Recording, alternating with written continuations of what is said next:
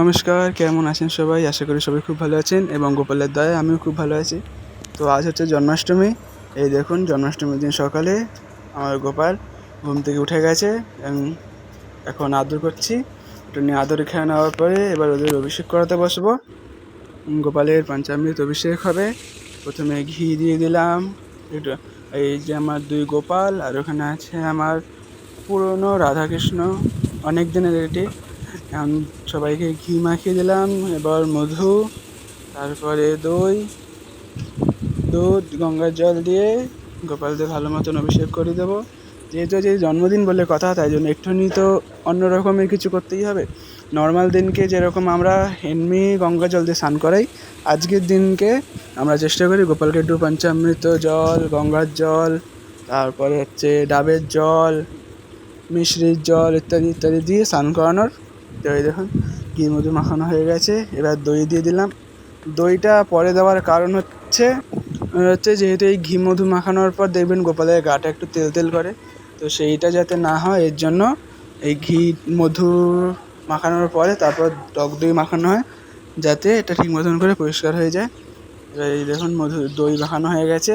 এবার দুধ দিয়ে স্নান করে দেবো।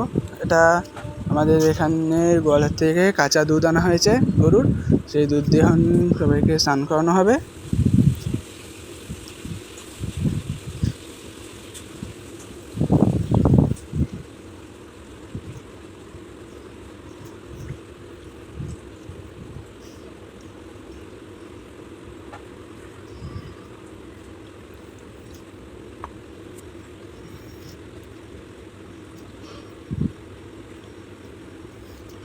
এখন দুধ দিয়ে স্নান করানোর পর সবার মাথায় একটা করে তুলসী পাতা রেখে দেবো।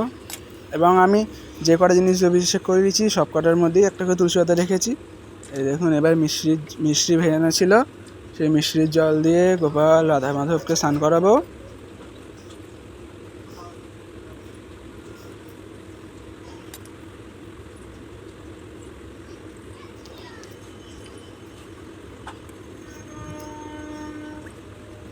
মিষ্টির জল দিয়ে স্নান করানো হয়ে গেছে। এবার একটু অষ্টগন্ধা চন্দন আলা জল দিয়ে গোপালকে, রাধারানীকে, মাধবকে এবং গোপালকে স্নান করানো হচ্ছে।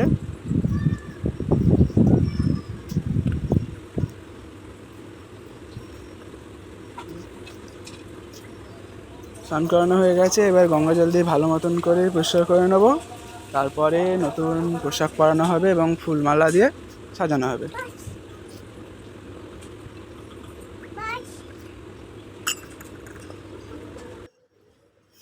দেখুন, স্নান করিয়ে নতুন জামা পরিয়ে বসিয়ে দিয়েছি।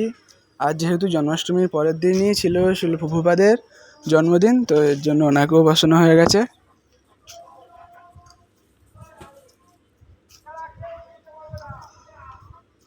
এবারে এই যে গোপালকে একটা মালা পরিয়ে দেবো। দেখে একটা মালা পরিয়ে, দুপুরবেলা আজকে বেশি কিছু শৃঙ্গার করবো না, এই একটা ফুলের মালা আর একটা ফুলের মুকুট আছে, এই পরাবো বড়জনকে। আর ছোটোজনের যেহেতু ফুলের মুকুট মাথায় হবে না, এর জন্য ছোটোজনের জন্য ফুলের মুকুট আনা হয়নি। ছোটোজনকে এমনি মুকুট পরানো হবে।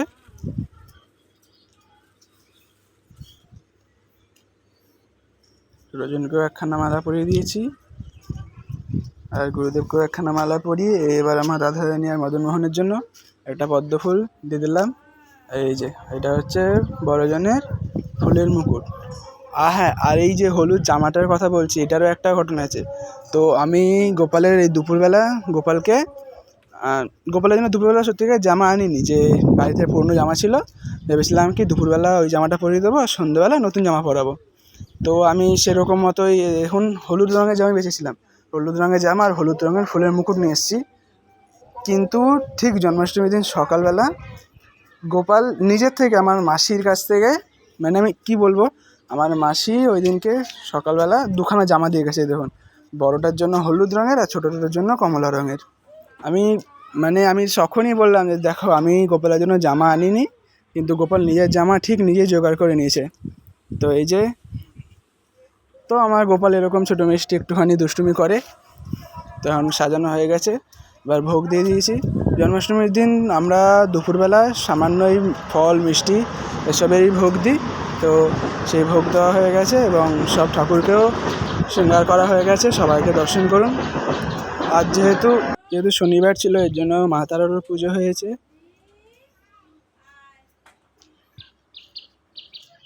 আর এই হচ্ছে জন্মাষ্টমীর দিন সন্ধ্যেবেলা দুজনের জন্য নতুন পোশাক বার করা হয়ে গেছে, একটা বড় জনের আর একটা ছোটো জনের। আর এই হচ্ছে বড় জনের পাগড়ি, কি সুন্দর লাগছে না পাগড়িটা। এবার চলুন দুজনের ড্রেসটা চেঞ্জ করিয়ে দিই, তারপরে নতুন ড্রেসে নিয়ে আসছি। এই যে ড্রেস চেঞ্জ করা হয়ে গেছে, এবার আপনারা জন্মাষ্টমীর সন্ধ্যের শৃঙ্গার দর্শন করুন।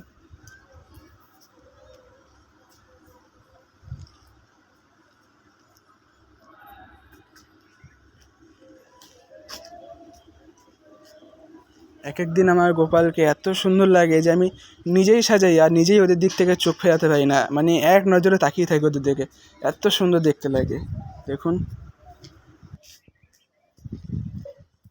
এবার আমি এখানে ভোগ দেব, এই জন্য দেখুন গুরুদেবের জন্য একটা আসন আর গদি গোপালের জন্য দুখানা আসন পেতে দিলাম। আর যেহেতু জন্মাষ্টমীর দিন আমাদের অন্নভোগ দেওয়া হয় না, অন্নভোগ দেওয়া হয় আমাদের পরের দিন, মানে নন্দোৎসবের দিন অন্নভোগ দেওয়া হয়। তো সেই জন্য এই যে লুচি, সুজি, নারকেলের নাড়ু, তালের বড়া, মালপোয়া, ফল, মিষ্টি, ক্ষীর, ননি, জল ইত্যাদি দেওয়া হয় এবং এই দিয়ে গোপালের সন্ধ্যের ভোগ দেওয়া হয় এবং আপনারা ভোগ দর্শন করুন।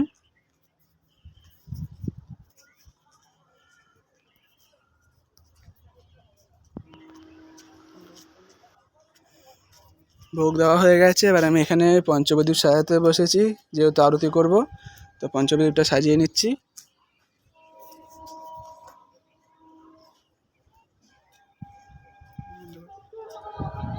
পঞ্চপ্রদীপ সাজানো হয়ে গেছে, এবার দেখুন গোপালের পাশে একটা অখণ্ড প্রদীপ জ্বালিয়ে দেবো। এই প্রদীপটা আজকে সারা রাত জ্বলবে, কালকে অবধি। অখণ্ড প্রদীপ জ্বালিয়ে এই যে প্রদীপের ঢাকনা দিয়ে দিলাম। এই প্রদীপের একটা সুবিধা আছে যে হাওয়া ঠাওয়া চললে প্রদীপটা নেবার ভয় থাকে না। পঞ্চপ্রদীপ সাজিয়ে আমি নিজের মতন আরতি করা শুরু করলাম। যা ভুল ত্রুটি আছে আপনারা ক্ষমা করবেন। আমি একদম নিজের মতন করে আমার গোপালকে এবং সব দেবদেবীকে পুজো করি।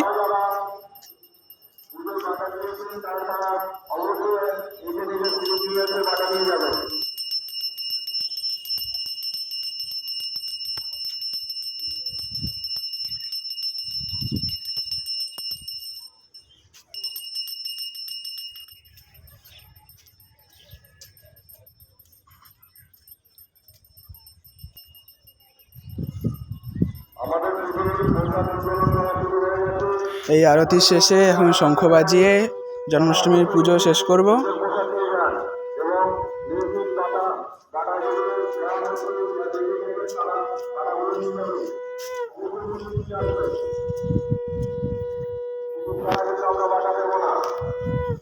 এই দেখুন আমার এখানে আরতি করছি আর এই আমার বোন এখানে কীর্তন করছে। ও সত্যিকারের ও না, মানে আমি যখনই পুজো দিতে বসবো বা ঘন্টা বাজাবো, ও এরকম আমার একটা করতাল আছে, সেই করতালটাকে দেখুন পুরো একদম গলায় ঝুলিয়ে এখানে কীর্তন করতে বসবে। এবার আমি এই গোপালের অষ্টোত্তর শতনাম এখানে পাঠ করতে বসেছি।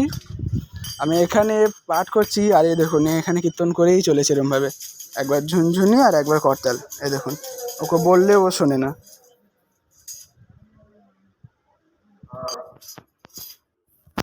এই সব হয়ে গেছে, এবার গোপালকে একটুখানি ভোগ খাইয়ে দেবো। যতই গোপালের সামনে অনেক কিছু রাখা থাক, কিন্তু নিজের হাতে গোপালকে ভোগ না খাওয়ালে না কেমন মন মানে না। এর জন্য এই সব যা যা আছে দুই গোপালকে একটু একটু করে খাইয়ে দেবো। এই প্রথমে লুচি আর সুজি আমার বড়জনকে খাওয়াচ্ছি এবং ছোটোজনকেও একটুখানি খাইয়ে দেবো এবং তালের বড়া, মালপোয়া, নারকেল নাড়ু, এখানে ননি সব একটু একটু করে দুই গোপালকে খাইয়ে দেবো।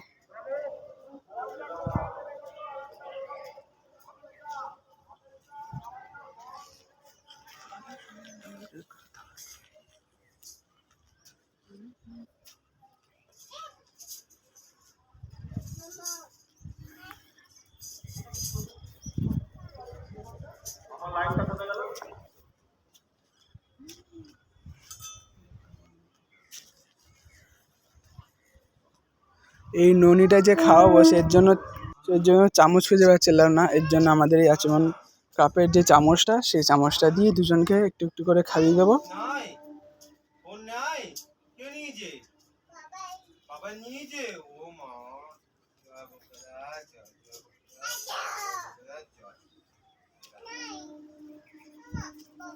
মামা নাই কে নিয়েছে দুই ভাইকে একটুখানি জল খাইয়ে দেবো।